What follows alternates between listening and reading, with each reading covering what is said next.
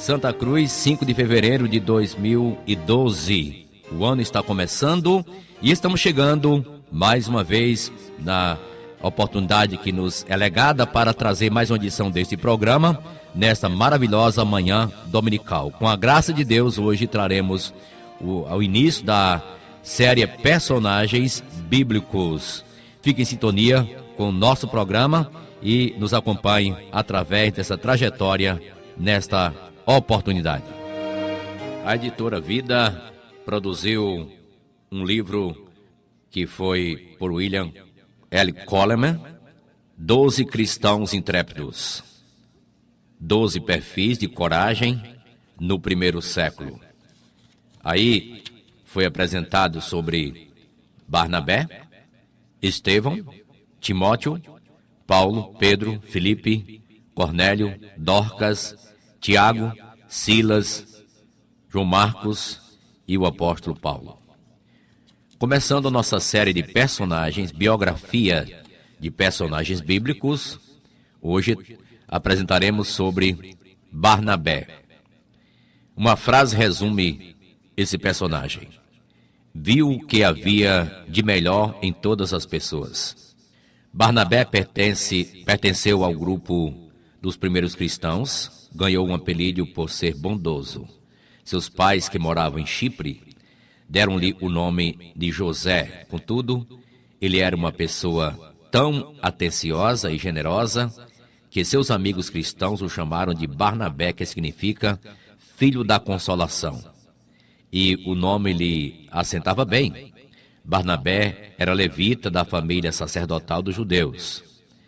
Não temos pormenores acerca de sua conversão, mas uma vez que ele tinha parentes em Jerusalém, pode ser que se tenha tornado cristão em uma das visitas a eles. Grande número de judeus dispersos haviam voltado a Jerusalém para comemorar a festa do Pentecostes. Talvez ele tenha ouvido falar de Cristo nesta ocasião e resolveu não voltar a Chipre. Lucas, o autor, parece especialmente orgulhoso deste convertido. Ele o apresenta em Atos 4:36, provavelmente como um exemplo da maneira cristã de partilhar. Algumas das dificuldades que aqueles primeiros cristãos enfrentaram devem ter sido dramáticas e comoventes. Muitos devem ter sido alijados de suas famílias por causa da sua fé, a fé que eles abraçaram. Tanto gentios como judeus achavam difícil ver seus parentes abraçarem a causa de um nazareno crucificado. Muitos outros se viram abruptamente às voltas, imediatamente despedidos de seus empregos, assim que se tornaram conhecidos a sua conversão a Cristo. Esta praxe devia prosseguir os novos crentes por muitos anos. Ela ia perseguir os novos crentes, essa praxe, por muitos anos. Os jovens que criam na ressurreição podiam ser expulsos de seus lares sem renda ou emprego. Dessa maneira, o grupo de crentes sentiu-se na obrigação de sustentar os necessitados. Imediatamente aceitaram-se uns aos outros e trabalhavam juntos para solucionar seus problemas. Cada um deles viu-se envolvido nos braços amorosos de amigos dos que podiam ajudar.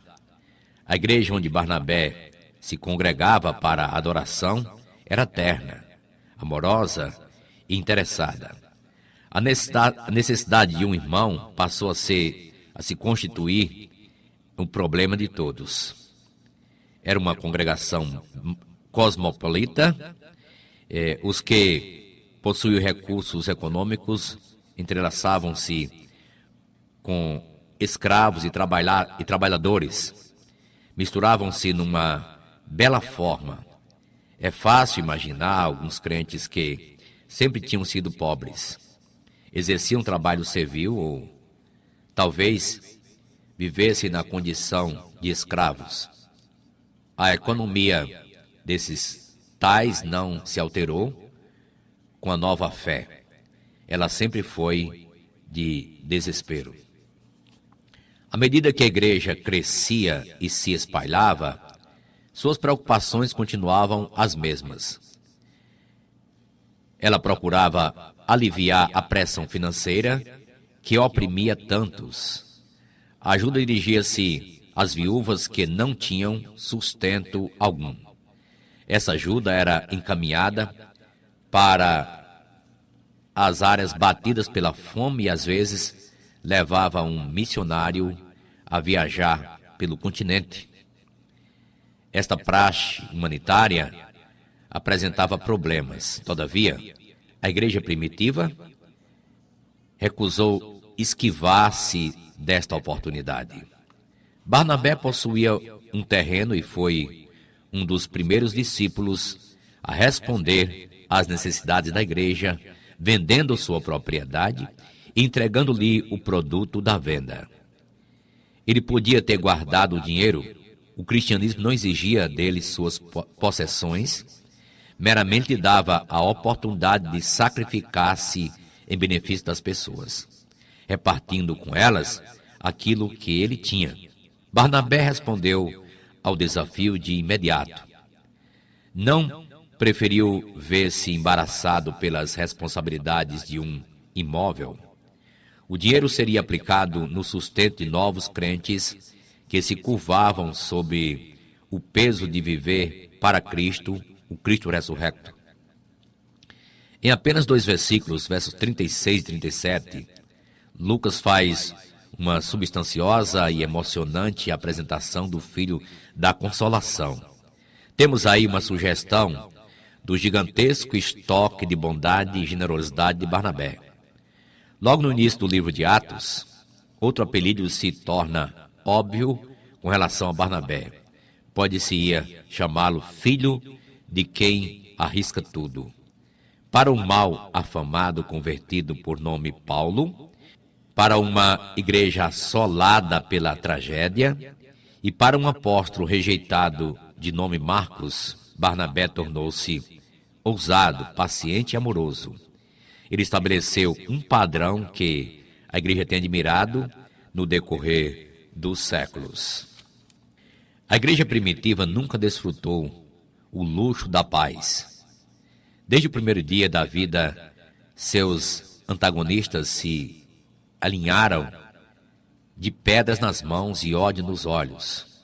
Depois que Estevão foi morto por uma turba hostil, os cristãos saíram de Jerusalém em busca de sua própria segurança. Atos capítulo 8. Os únicos cristãos que ficaram na cidade sagrada foram os designados apóstolos. A reputação de Barnabé crescera tão depressa que ele foi considerado apóstolo. Nasceu na cidade que agora era seu lar. Deve ter sido enorme a pressão exercida sobre os cristãos locais. Os que ficaram corriam risco a todo instante. Diariamente havia prisões de homens e de mulheres. Eram arrancados seus lares e encarcerados. Certamente outras mortes se seguiriam. Homens tais como o odiento Saulo de Tarso, dirigiam uma campanha implacável contra as pessoas que criam na ressurreição de Jesus. Barnabé cruzou o caminho de Saulo, também chamado Paulo, de uma forma rara. Após sua espetacular conversão, Atos capítulo 9, Paulo procurou contactar com os apóstolos cristãos e unir-se a eles, mas o entusiasmo deles não era lá dos maiores. Os cristãos tremiam ao ouvir pronunciar o nome daquele homem. Deus pediu diretamente a Ananias que fosse prestar auxílio ao ex-perseguidor e o homem de Deus tratou de evitá-lo. Como podia alguém confiar no gigante que arrastava todos para a prisão? Por fim, Ananias cedeu e foi ajudar o novo crente lutador. Paulo defrontou-se com uma monumental pressão em sua nova fé. Os judeus procuravam matá-lo por ele haver se voltado para Jesus Cristo. Finalmente, teve de fugir de Damasco e viajar para Jerusalém. Ao tratar de estabelecer contato com os discípulos ali, eles fizeram tudo para evitá-lo. Mas de algum modo, Paulo encontrou-se com o filho da consolação, ou seja, Barnabé, arriscou-se. Se esta fosse uma conspiração bizarra, os apóstolos poderiam pagar com a própria vida, mas Barnabé não tinha como escapar à responsabilidade pessoal, de modo que resolveu tornar-se mediador. Ele tinha ouvido falar de outra pessoa que havia sido seu mediador. Barnabé descreveu para os apóstolos a conversão de Paulo e delineou o ministério de pregação que se havia seguido. Esse encontro entre os discípulos de Paulo e Barnabé tinha de ser uma das mais significativas conferências da história. Só podemos especular a respeito do que teria acontecido se os apóstolos tivessem expulsado Paulo naquele dia. Que teria isso significado para a sua fé pessoal? Como tal atitude afetaria o caminho do cristianismo? O que, em realidade, sabemos é que Barnabé resolveu virar a chave e abrir a porta para Paulo. A história sempre trata Paulo como um dos maiores dirigentes do cristianismo e do mundo. Mas os que leem o livro de Atos conheciam a história que há por trás disso. Barnabé permitiu que o famoso apóstolo se apoiasse em seus ombros. Parece haver uma qualidade invariável com referência a Barnabé. Ele se dispôs a dar tudo quanto tem e a assumir enormes riscos pessoais. Não obstante, ele não se importava em ficar em segundo lugar. A conversão de Paulo se fez seguir de relativa paz, especialmente nas áreas ao redor de Jerusalém. Não parece obra do acaso em Lucas que ele mencione a paz a esta altura, Atos 9:31. Ele acaba de falar da conversão e da incorporação do principal perseguidor. Sua força explicava o grande impulso de antagonismo durante aqueles primeiros anos. Se alguém duvida de que um homem pudesse causar tanto impacto sobre a igreja, considere os fatos posteriores. Após sua conversão, Paulo foi grande e ímpar líder do cristianismo. Seria difícil exagerar a bravura natural e espiritual de Paulo. O evangelho espalhou-se rapidamente, responderam à proclamação. Fenícia, Chipre, Antioquia ouviram as boas novas e logo se formaram coletividades de crentes, Atos 11, 19 e 20. Quando chegou a Jerusalém, a notícia concernente aos convertidos, os apóstolos saltaram de alegria. Reuniram-se em sessão e resolveram enviar Barnabé a Antioquia para ensinar aos novos crentes e ajudá-los no crescimento da sua fé. Barnabé nunca pestanejou, foi o primeiro a deixar a cidade. E qual foi a primeira coisa que fez ao chegar em Antioquia? Exortou-os que mais poderia fazer o corajoso filho da consolação ou da exortação. O nome Barnabé tem também significado filho da exortação. Barnabé não somente funcionou como professor, mas foi um evangelista de primeira classe. Muitas pessoas chegaram a compreender e a aceitar a morte e ressurreição de Jesus Cristo pelo ministério de Barnabé. Era típico do apóstolo pensar continuamente em outras pessoas. Seus pensamentos logo se voltaram para seu amigo Paulo. Ele queria saber que tipo de ministério proclamava seus talentos. Barnabé partiu para Tarso e pediu a Paulo que viesse ajudá-lo em Antioquia.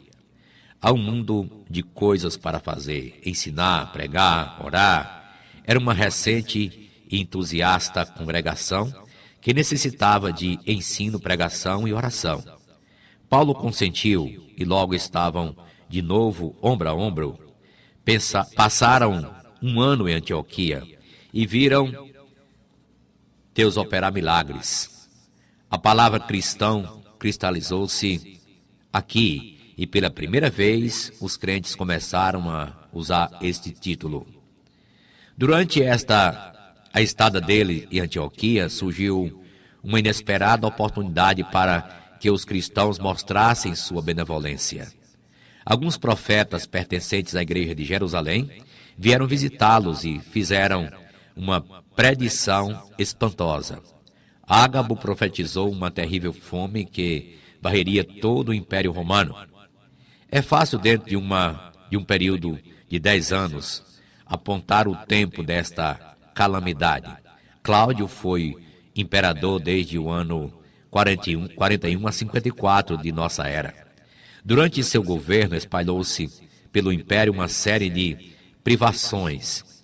Muitas colheitas más e fomes mantiveram o Zé Povinho em sérias aperturas. Provavelmente, a terra toda nunca esteve improdutiva ao mesmo tempo, mas, de quando em quando, uma série de terríveis reveses varria de um extremo a outro. Os cristãos responderam com rapidez à iminente crise. Haviam aprendido bem os princípios de repartir com os outros. Não havia melhor mestre do que Barnabé, que se desfez de quanto tinha para seguir a Cristo. Cada pessoa dava conforme as suas posses. Atos 11, 29.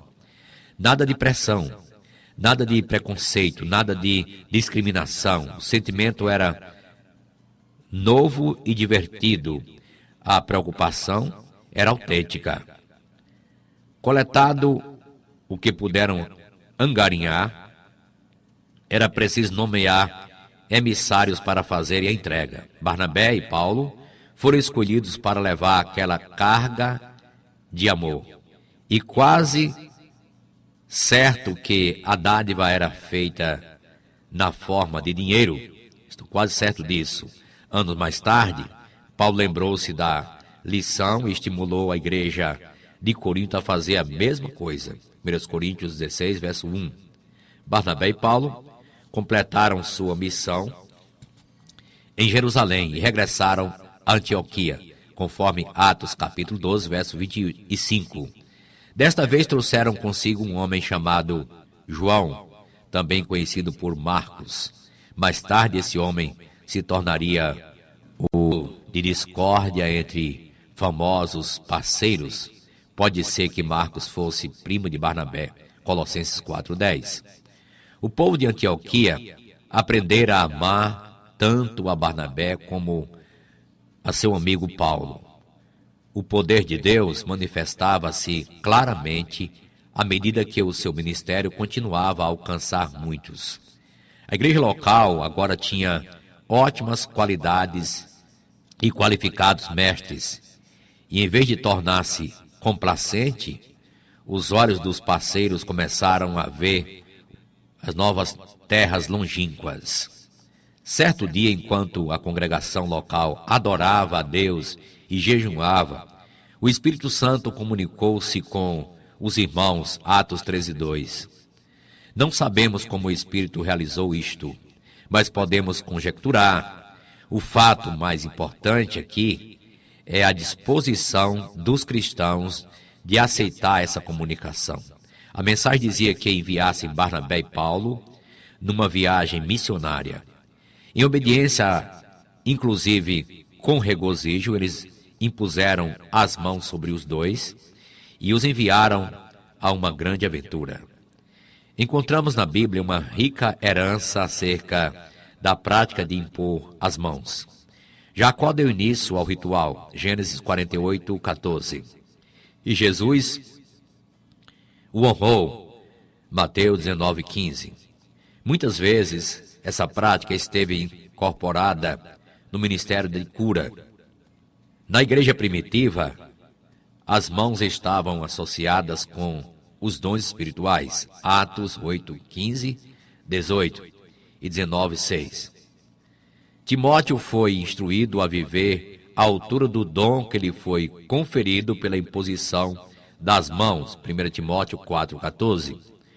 Hoje, em várias denominações, os cristãos ainda usam a cerimônia em ocasiões especiais. A miúde acha-se associada com os cultos de ordenação.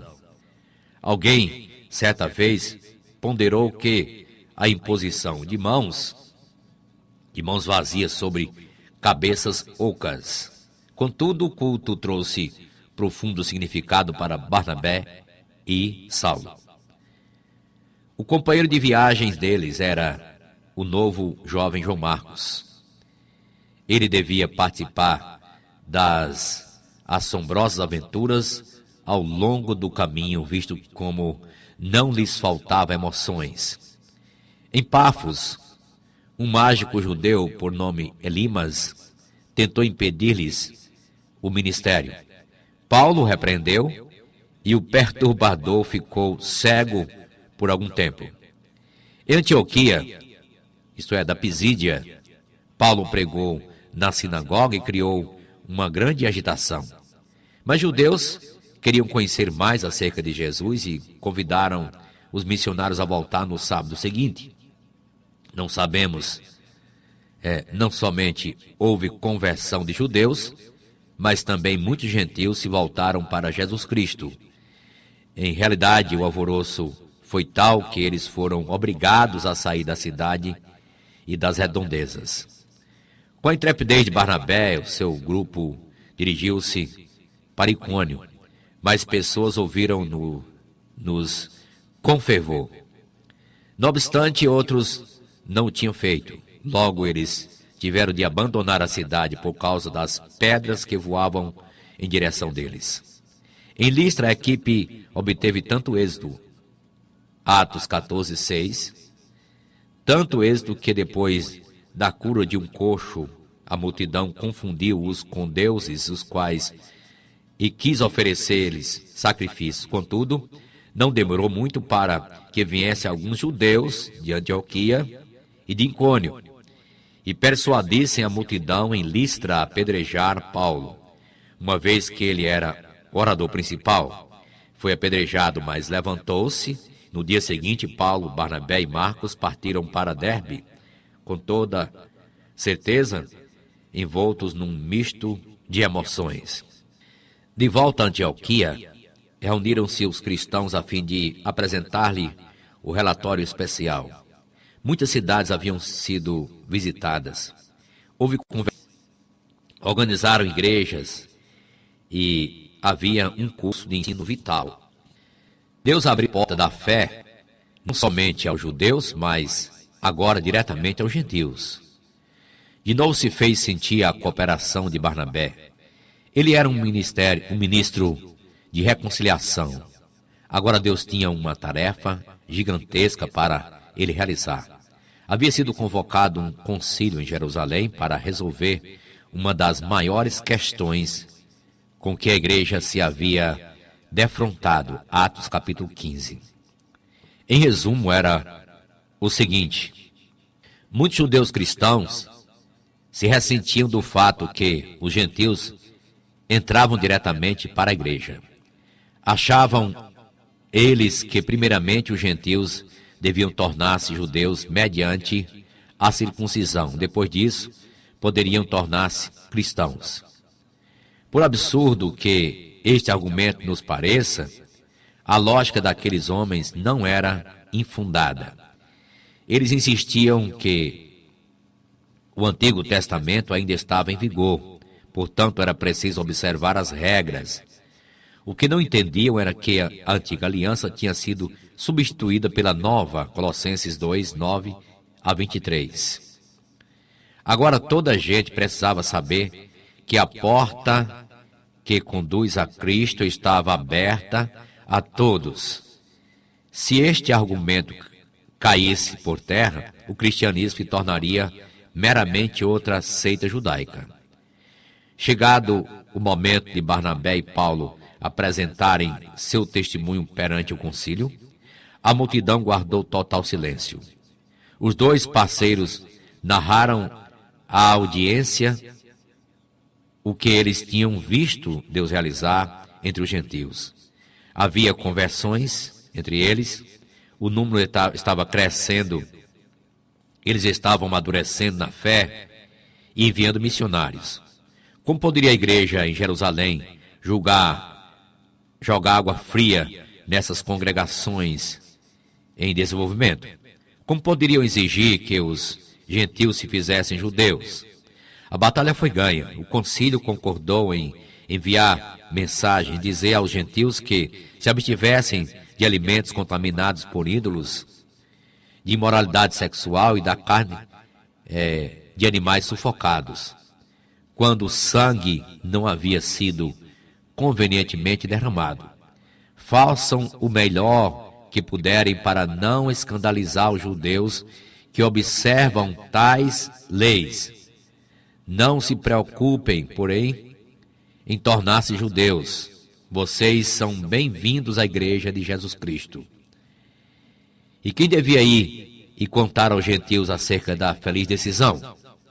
Quem mais poderia ser? Barnabé e Paulo não podiam ser esquecidos, eles eram bons demais.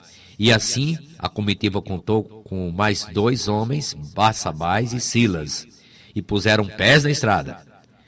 O ministério de Barnabé era essencialmente de exortação e reconciliação, mas nem mesmo o grande apóstolo podia apaziguar a todos. Finalmente veio o dia em que ele e seu irmão íntimo Paulo não puderam chegar a um acordo.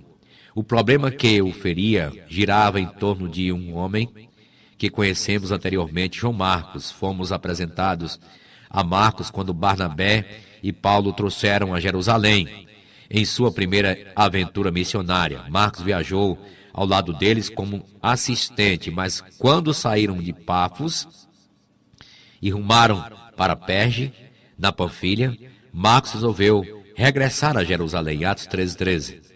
O autor do livro nos explica o motivo por que Marcos deixou a comitiva. Ele não explica o motivo. É possível que Lucas esteja sendo benévolo, contudo, ele é suficientemente resoluto para incluir a desavença entre Paulo e Barnabé. Seja qual for o motivo, a separação Paulo e Barnabé está visivelmente transtornada. Seu sentimento é tão forte que ele se recusou a aceitar a companhia de Marcos nessa viagem. Barnabé e Paulo resolveram separar-se porque o desentendimento entre Atos 15:39 não foi um mal-entendido ou um conflito de personalidades. Não estavam a lamuriar por causa de insultos com o objetivo errado. Não houve troca de ofensas entre amigos de toda a honra. Não houve troca de ofensas entre os amigos, mas suas diferenças de opinião estavam traçadas com clareza. O filho da consolação resolveu arriscar o pescoço. Uma vez mais, Paulo achava que ele já não podia contar com Marcos, e podia bem ser o apóstolo tivesse certo. Não sabemos por que Marcos desistiu. Talvez seu modo de raciocinar fosse maturo, mas Barnabé também estava certo. Ele ia dar ao primo nova oportunidade. Barnabé levou Marcos consigo e ambos se dirigiram a Chipre para divulgar o Evangelho. Só podemos conjecturar sobre o que teria acontecido se Marcos tivesse sido rejeitado. Poderia tê-lo tornado mais forte, como também poderia levá-lo a definhar-se. Cremos, em realidade, que ele é o mesmo Marcos que prosseguiu e veio a escrever o segundo Evangelho. Mais tarde ele reconciliou-se com Paulo, conforme Colossenses 4:10, Filemão 24, e uniu-se a ele como assistente no ministério. Paulo confiou em Marcos e o enviou para ajudar e instruir 1 Timóteo, conforme 2 Timóteo, capítulo 4, verso 11. Barnabé tornou-se de novo um elemento de ligação. Marcos precisava de Barnabé para continuar seu trabalho como missionário. Houve provavelmente ocasiões em que Barnabé se arriscou e levou a pior. Se tal aconteceu, Lucas omite esse fato, mas ele retrata os cristãos ousado que não teve medo de dar oportunidade a outras pessoas.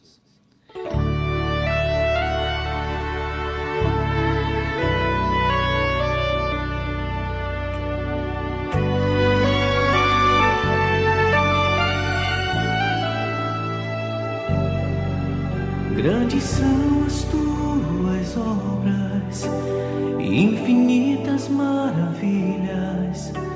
Tua presença é bem-vinda entre nós.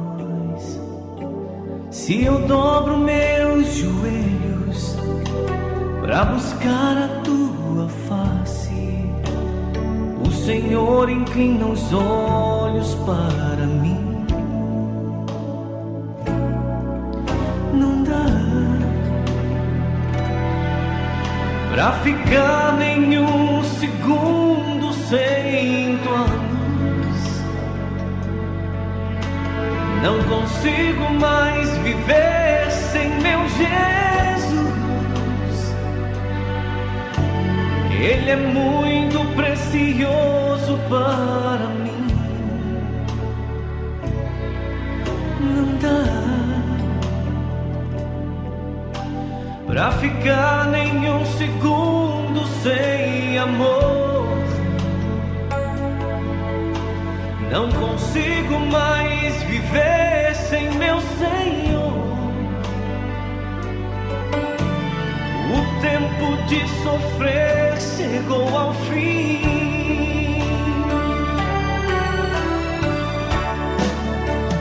Vem me tocar, Senhor. Obrigado pela sua atenção. Domingo estaremos de volta, se Deus nos permitir, com o próximo personagem bíblico, Estevão. Muito obrigado pela sintonia e um bom dia a todos na graça de Jesus.